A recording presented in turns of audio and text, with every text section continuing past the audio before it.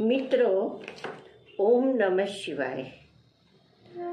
નામરૂપવાળા સંસાર અને જગત પ્રત્યેના શ્રી રામના વિચારો આપણે ગઈ વખતે શ્રી યોગ વશિષ્ઠ મહારામાયણમાં એના શ્લોક આપણે જોયેલા.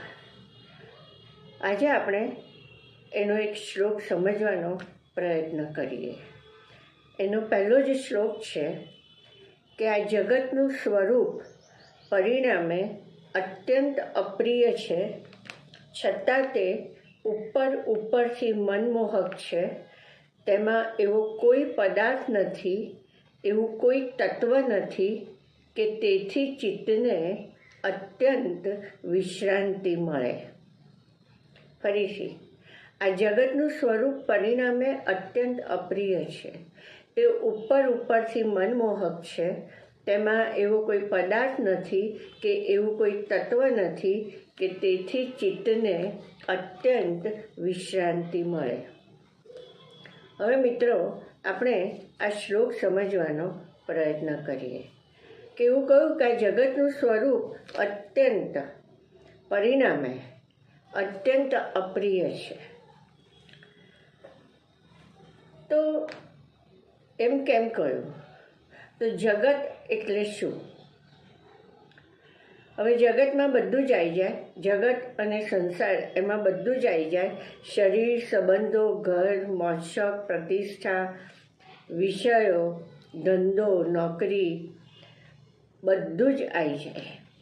તો જગત શબ્દ ગચ્છ ધાતુ પરથી બન્યો છે. એનો અર્થ છે ગચ્છન્તિ. એનો અર્થ છે ઉત્પત્તિ સ્થિતિ લયાન પ્રાપ્નોતિ ઇતિ જગત. જગત શબ્દ ગચ્છ ધાતુ ઉપરથી બન્યો છે. એનો અર્થ છે ઉત્પત્તિ સ્થિતિ લયાન પ્રાપ્નોતિ ઇતિ જગત. જે નિરંતર ઉત્પત્તિ સ્થિતિ લય આદિ વિકારોને પ્રાપ્ત થાય છે. ઉત્પત્તિ સ્થિતિ લય જેનો સ્વભાવ છે. ફરીથી આપણે જોઈએ કે જગત શબ્દ ગચ્છ ધાતુ પરથી બન્યો છે.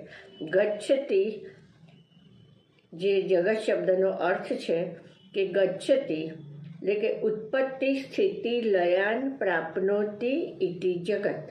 જે નિરંતર ઉત્પત્તિ સ્થિતિ લય આદિ વિકારોને પ્રાપ્ત થાય છે અને ઉત્પત્તિ સ્થિતિ લય જેનો સ્વભાવ છે. હજુ એનો આગળ અર્થ છે કે આવવા જવાના સ્વભાવવાળું છે. આગળ જે હંમેશા દ્રશ્ય નામરૂપવાળું છે. જગત શબ્દનો હજુ અર્થ સમજવાનો છે. આગળ એમાં જે આ, તે, આવું વગેરે શબ્દથી વર્ણવી શકાય છે. જે જડ છે, અનાત્મા છે, એનામાં આત્માનો ગુણ ક્યારે પણ તે ધારણ કરી શકે નહીં. જે સતત પરિવર્તનશીલ છે તેમજ ઉત્પત્તિથી નાશ સુધીના વિકારવાળું છે. ફરીથી, જગત શબ્દનો અર્થ ઉત્પત્તિ સ્થિતિ લયાન પ્રાપ્નોતિ ઇતિ જગત. જે નિરંતર ઉત્પત્તિ સ્થિતિ લય આદિ વિકારોને પ્રાપ્ત થાય છે. ઉત્પત્તિ સ્થિતિ લય જેનો સ્વભાવ છે. જે આવવા જવાના સ્વભાવવાળું છે. જે હંમેશા દ્રશ્ય નામરૂપવાળું છે. જે આ, તે, આવું વગેરે શબ્દથી વર્ણવી શકાય છે. જે જડ છે, અનાત્મા છે, જે આત્માના ગુણ ક્યારે પણ ધારણ કરી શકે નહીં. જે સતત પરિવર્તનશીલ છે તેમજ ઉત્પત્તિથી નાશ સુધીના વિકારવાળું છે. તો જે ઉત્પન્ન થયું છે તે દ્રશ્ય હોય છે, હંમેશા નામરૂપવાળું હોય છે અને એનું વર્ણન કરી શકાય છે. અને ત્યાં આગળ કર્મ છે જ, કારણ કે ઉત્પન્ન કરવામાં આવેલું છે. તો જગત કર્મ પ્રમાણે ઉત્પન્ન થયું છે. કર્મ કઈ રીતે ઉત્પન્ન થયું? તો કોઈ કામના છે, કોઈ વાસના છે, એને લીધે ઉત્પન્ન થયું છે. કામના વાસના કઈ રીતે ઉત્પન્ન થઈ છે? તો સુખના ભ્રમવાળી બુદ્ધિને લીધે ઉત્પન્ન થાય છે. સુખના ભ્રમવાળી બુદ્ધિ કઈ રીતે ઉત્પન્ન થઈ છે? તો હું આ છું, આ પદાર્થ છે. મનુષ્ય જે પણ કંઈ જુએ છે, વાંચે છે, સાંભળે છે, અનુભવે છે, વિચારે છે, તે છે જ, તે સત્ય જ છે, તેમજ તે દ્રઢ બુદ્ધિથી સ્વીકારે છે. આમ તે કેમ સ્વીકારે છે?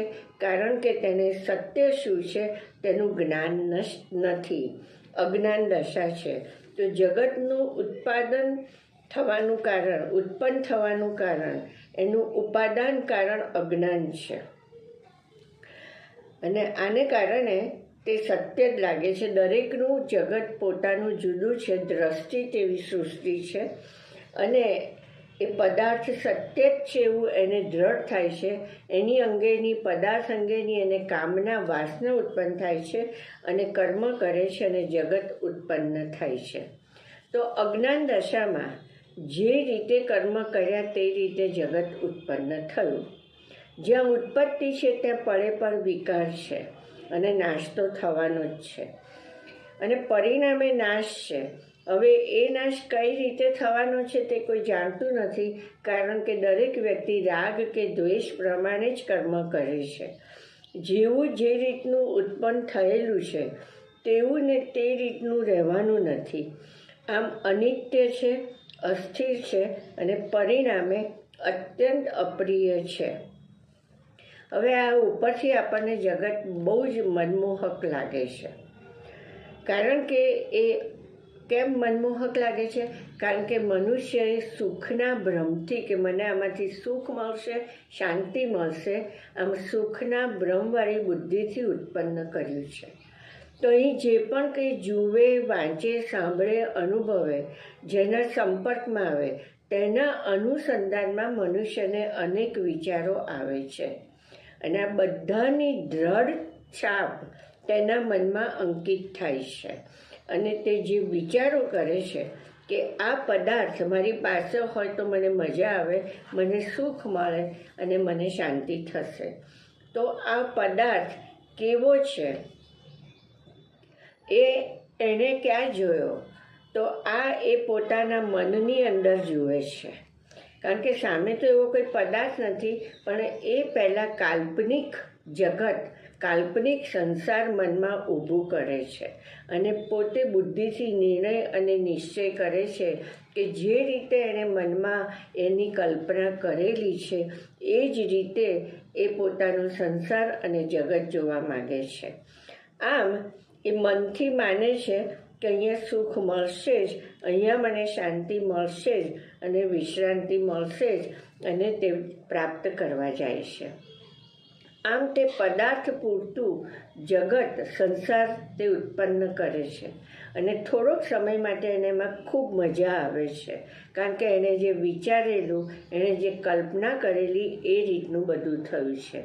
આમ એ અનેક પદાર્થો ઊભા થાય છે, ઊભા કરે છે અને એમાં આસક્ત થાય છે. એમાં હું અને મારું એનું દ્રઢ આરોપિત થાય છે. તો આમ એની એ મોહ માયામાં પડે છે. છતાં પણ એવો કોઈ જ પદાર્થ નથી, તત્વ નથી કે તેના ચિત્તને વિશ્રાંતિ મળે, શાંતિ મળે. કારણ કે જગત ઊભું પહેલાં ક્યાં થયું? મનમાં. તો મનમાં એણે વિચારેલું છે, તો મન અનેક વિચારો કરે છે. એ વખતે બુદ્ધિ નિર્ણય લે છે. અહંકારયુક્ત જીવાત્મા મનથી અનેક વિચારો કરી બુદ્ધિથી નિર્ણય અને નિશ્ચય કરે છે કે આ હું જ છું, આ મારું જ છે, આ રીતે જ હોવું જોઈએ, આમ જ થવું જોઈએ, આમ ના થાય તો હું આ રીતે પ્રાપ્ત કરીશ. આમ દ્રઢ નિર્ણય કરી તેમાં તે જીવ આસક્ત થાય છે. આમ પહેલાં મનમાં તે મનમાં અને પછી બુદ્ધિમાં જગત અંકિત થાય છે. આ મન બુદ્ધિ કેમ છે? કારણ કે જ્યાં સત્ય શું છે ત્યાં ખબર નથી, ત્યાં મન અને બુદ્ધિ છે જ. અજ્ઞાન દશામાં જ મન અને બુદ્ધિ છે. એને ખબર નથી કે હું કોણ છું. તામસ બુદ્ધિએ ઊભું કરેલું છે કે જે કંઈ જ જાણતી નથી કે સત્ય શું છે ને અસત્ય શું છે. અજ્ઞાનથી તે આવરેલી જ છે તે બુદ્ધિ. એટલે અહીંયા આગળ મન ગમે ત્યાં જશે, ગમે તે જોશે અને ગમે તેવા વિચારો કરશે અને ગમે તેવું જગત અને સંસાર અહીંયા આગળ તે ઊભું કરે છે અને બુદ્ધિ એમાં દ્રઢ આસક્ત થાય છે. આ મન અને બુદ્ધિ અંતઃકરણમાં જગત સંસાર ઉત્પન્ન કરે છે, પણ મન જ્યાં સ્થિર નથી રહેતું ત્યાં બુદ્ધિ પણ સ્થિર રહેતી જ નથી. એટલે અહીંયા આગળ તે જે પણ કંઈ પદાર્થ ભોગવે છે તે ભોગવ્યા પછી એને તરત જ બીજા પદાર્થની ઈચ્છા થાય છે, એટલે એને શાંતિ મળતી નથી.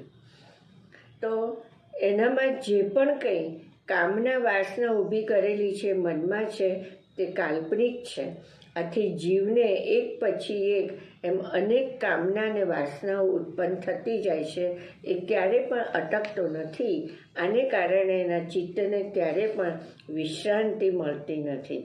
ધારો કે એને કંઈ પણ સારું લાગે તો પણ એ થોડાક સમય માટે જ સારું લાગે છે અને પાછું ત્યાં જે પણ કંઈ એને જોયું છે ત્યાં પણ ગમે તે થવાની શક્યતા છે અને પોતાના મનમાં પણ ગમે તે થવાની શક્યતા છે. આમ આવું અનિત્ય જગત પરિણામે અત્યંત અપ્રિય, ઉપરથી મનમોહક, પણ ક્યાંય અને ક્યારેય ચિત્તને હાશ કરીને બેસવા દેતું નથી. ક્યારે કશું થવાનું જ નથી એવું એનામાં હોય છે.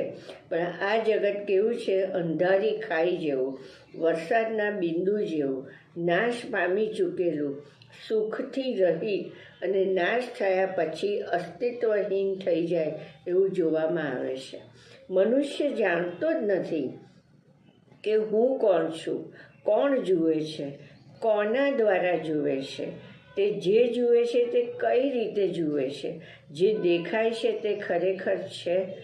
જોનાર અને પદાર્થ કાયમી છે, એવાને એવા રહે છે. કોણ અનુભવે છે, કેવી રીતે અનુભવે છે, કોના દ્વારા અનુભવે છે? અનુભવનાર અને અનુભૂતિ કાયમ માટે એવા રહે છે. સુખ કોને લાગે છે, કેમ લાગે છે, કઈ રીતે અને કોના દ્વારા તે સુખને અનુભવે છે? ખરેખર સુખ અનુભવાય છે? ના તો શું અનુભવાય છે? તો અહીંયા આગળ એને આવા વિચાર ક્યારે પણ આવતા નથી. તો આમ એ જે પણ કંઈ અનુભવે છે એ એની કામના વાસના પ્રમાણે અનુભવે છે અને થોડી ક્ષણો માટે એને ખૂબ જ સારું લાગે છે અને પછી તે તરત જ બીજા પદાર્થને અનુભવવા જાય છે. આને કારણે શું થાય છે કે એના ચિત્તને ક્યારે પણ શાંતિ મળતી નથી. શરૂઆતમાં એને અત્યંત આ જગત પ્રિય લાગે છે, પરંતુ પરિણામે એને અપ્રિય જ છે. એને મનમોહક થાય છે. એ જે પણ કંઈ જુએ છે એને એમ થાય છે કે આહા કેટલું સરસ છે, કેટલું સરસ છે, એટલે એને ઉપરથી મનમોહક લાગે છે. પણ જેમ જેમ એ પદાર્થને પ્રાપ્ત કરતો જાય છે કર્મ પ્રમાણે, એમ એને પછી એક ઈચ્છા પૂરી કરી, એક વાસના પૂરી કરીને બીજી ઊભી થાય છે. એટલે જે રીતની એને હર્ષ અને શાંતિ, એટલે કે શાશ્વત સુખ અને શાશ્વત શાંતિ મળવી જોઈએ તે એને મળતી નથી. આમ આ શ્લોકમાં સમજાવવામાં આવેલું છે. તો મિત્રો આપણે અહીં સુધી રાખીએ છીએ. ઓમ નમઃ શિવાય.